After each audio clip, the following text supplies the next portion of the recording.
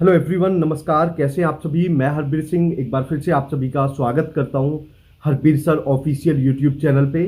तो जैसा आपने टाइटल और थंबनेल में देखा है उसी के बारे में हम बात करने वाले हैं, तो वीडियो के साथ बने रहिए। और अगर आपने अभी तक अपना ये चैनल सब्सक्राइब नहीं किया है तो सब्सक्राइब जरूर करें, ताकि इस तरह की और भी वीडियोज आपको टाइम टू टाइम मिल सके। इसके अलावा अपने जो ये चैनल है आप लोगों के लिए सिर्फ एक छोटा सा क्लिक होगा, लेकिन हमें बहुत एनर्जी मिलती है और आप लोग भी यहाँ पे ऑथेंटिक जानकारी लेंगे। तो अपने इस चैनल को जरूर आप सब्सक्राइब कर लीजिए।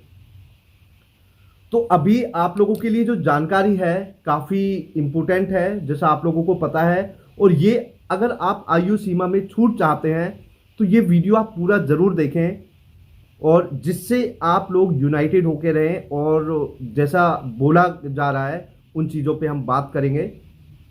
तो जैसा आप लोगों को पता है कि जो प्राइमरी, टीजीटी, पीजीटी सभी की आयु सीमा कितनी कर दी, 30 साल।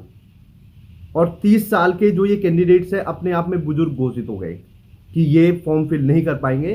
पिछली सरकारों की क्या मानसिकता रही ये मेरे तो बिल्कुल समझ में नहीं आई।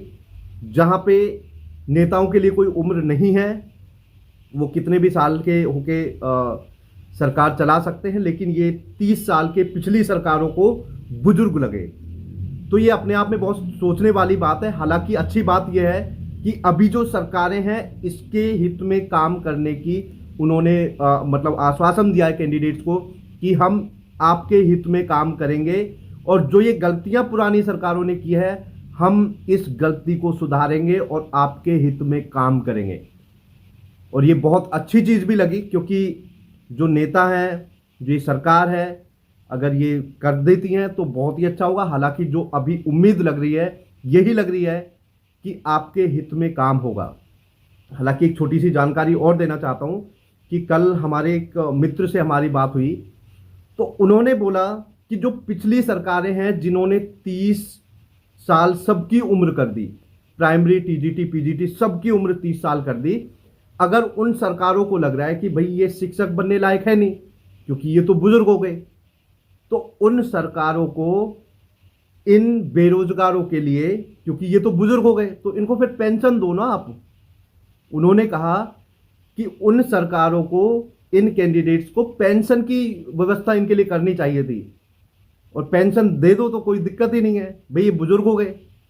हालांकि ये तो एक हंसी मजाक वाली बात है, लेकिन हंसी मजाक के साथ ये जो बात है कहीं ना कहीं एक सवाल भी खड़ा करती है।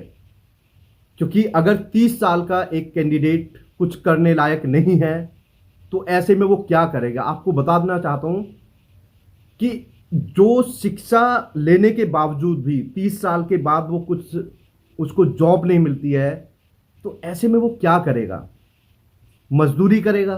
फिर शिक्षा की क्या वैल्यू रहेगी।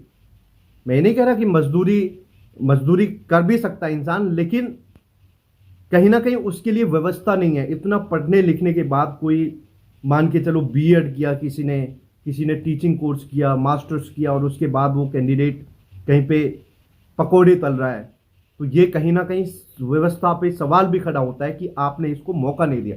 कम से कम आप मौका दो। और ये जो कैंडिडेट्स हैं इनकी मांग ये नहीं है कि इनको आप नौकरी दो, ये नौकरी के लिए नहीं बोल रहे, ये बोल रहे हैं कि इनको सिर्फ फॉर्म फिल करने का चांस दिया जाए। अगर ये योग्य होंगे तो ये शिक्षक बन जाएंगे। और आप देखिए कि जो महिलाएं होती हैं 30 साल की उम्र के बाद, हम बात करते हैं कि वुमेन एम्पावरमेंट, महिलाओं का जो स्टैंडर्ड है, लेवल है, जो शोषण होता है महिलाओं का, हम चाहते हैं, सरकारें बोलती हैं कि हम ये शोषण नहीं होने देंगे, लेकिन ये 30 साल की महिलाएं जो हैं वो उसके बाद फॉर्म फिल नहीं कर पाएंगी। तो ये कहीं ना कहीं अपने आप में सवाल जरूर खड़ा होता है। हालांकि हम उम्मीद यही करते हैं कि जो ये सरकारें हैं, अभी जो सरकार है ये महिलाओं के हित में काम करेंगी और एक अच्छा मैसेज समाज को देंगी कि हाँ, हम इन महिलाओं के अधिकार के साथ हैं। और इसके अलावा जहां ये बात की जा रही है सिर्फ महिलाओं के लिए नहीं, जो मेल कैंडिडेट्स हैं या प्राइमरी वाले हैं, इनको भी कुछ साल की छूट अवश्य दी जाए, जो मेरा मानना है।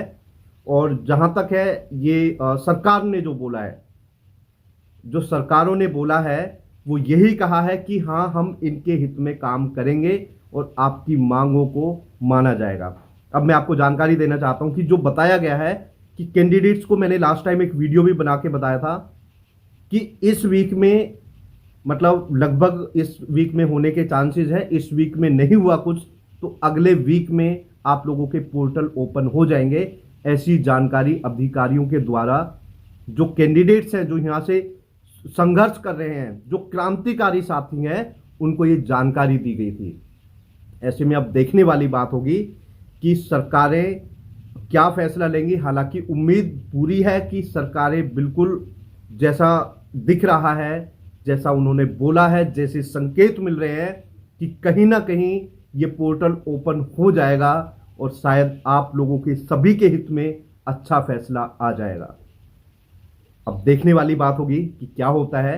हालांकि उम्मीद पूरी है और जो ये साथी संघर्ष कर रहे हैं, तो अभी मैं आपको बताना चाहता हूं कि इस वीक का बोला गया था कि इस वीक में जहां तक है पोर्टल ओपन हो जाएगा, और नहीं तो अगले वीक में तो 100% ओपन हो जाएगा, ऐसी जानकारी मिली थी।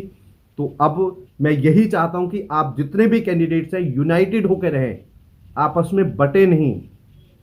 क्योंकि जब यूनिटी नहीं होती है ना, तो लोग क्या कहते हैं, नेता भी क्या कहते हैं। और मैं ये कहना चाहता हूं कि जो हमारे ये साथी प्रयास कर रहे हैं, मैं इनको पूरा सपोर्ट दे रहा हूं। हालांकि देखो, कई बार ऐसा होता है कि मतभेद हो जाते हैं बीच में, हो सकता है कई बार मिसअंडरस्टैंडिंग भी हो जाती है, लेकिन मैं इन कैंडिडेट्स के खिलाफ बिल्कुल नहीं हूं। और मुझे लगता है कि सभी को इस वक्त अपने सारे, जो भी उनके माइंड में कुछ भी प्रॉब्लम है या कुछ भी एक दूसरे से कोई प्रॉब्लम है, उन सबको भूल जाओ और इन कैंडिडेट्स के साथ आप लोगों को आना चाहिए, इनका सपोर्ट करना चाहिए, क्योंकि अब उम्मीद जग रही है कि कुछ अच्छा हो सकता है।